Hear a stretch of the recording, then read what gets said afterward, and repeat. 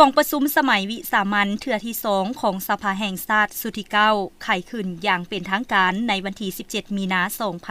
2025ภายใต้การเป็นประธานของทานไซสมพรพรหมวิหารกรรมการกรมการเมืองศูนย์กลางภาคประธานสภาแห่งชาติ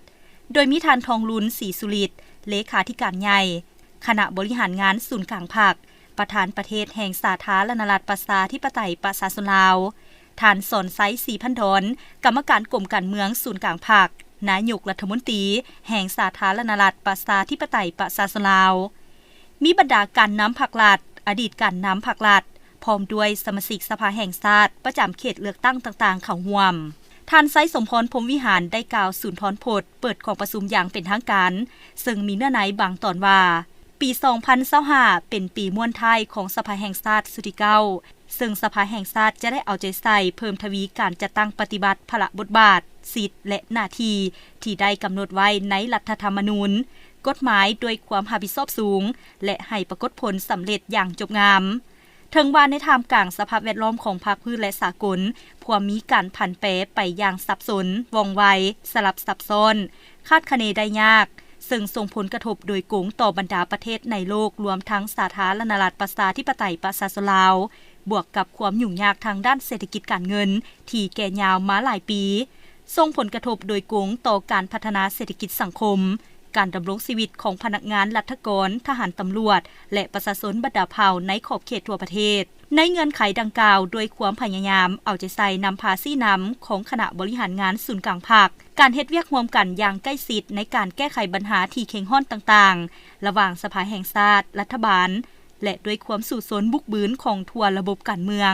โดยเฉพาะแม่นสภาประชาชนขันแขวงและองค์การปกครองทุกขั้นบวกใส่ความสามัคคีเป็นจิตหนึ่งใจเดียวของประชาชนบรรดาเผ่า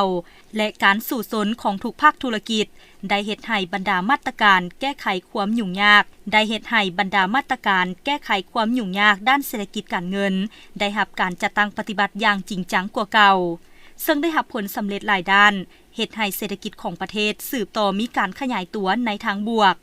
บรรดาคาดหมายทางด้านเศรษฐกิจสังคมสามารถบรรลุได้ตามแผนเป็นส่วนใหญ่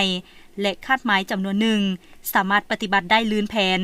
ซึ่งเป็นการประกอบส่วนที่สำคัญให้ประเทศชาติสืบต่อมีเสถียรภาพทางด้านการเมืองสังคมมีความสงบเป็นระเบียบเรียบร้อยโดยพื้นฐาน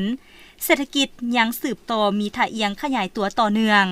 ชีวิตการเป็นอยู่ของประชาชนได้รับการยกสูงดีขึ้นเป็นก้าวๆบทบาทของประเทศเฮาได้รับการยกสูงพ้นเด่นขึ้นในเวทีภาคพื้นและสากล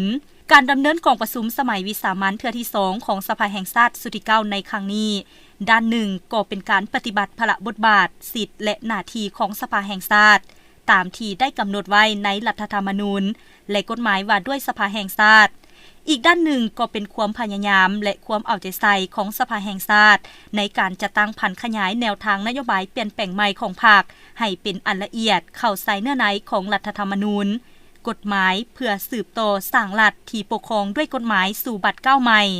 เฮ็ดให้การคุ้มครองรัฐคุ้มครองเศรษฐกิจสังคมด้วยกฎหมาย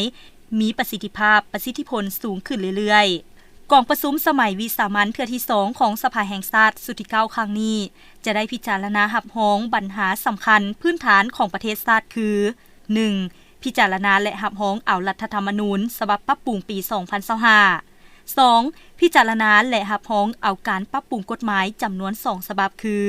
กฎหมายว่าด้วยการปกครองท้องถิ่นกฎหมายว่าด้วยพนักงานรัฐกร 3. คนควรนโยบายให้แก่ผู้ลงทุนในนิคมอุตสาหกรรมจำนวนหนึ่ง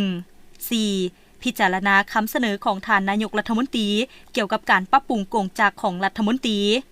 นอกจากนี้ยังได้พิจารณารับรองหลายปัญหาที่สำคัญจำเป็นและรีบด่วนของประเทศชาติ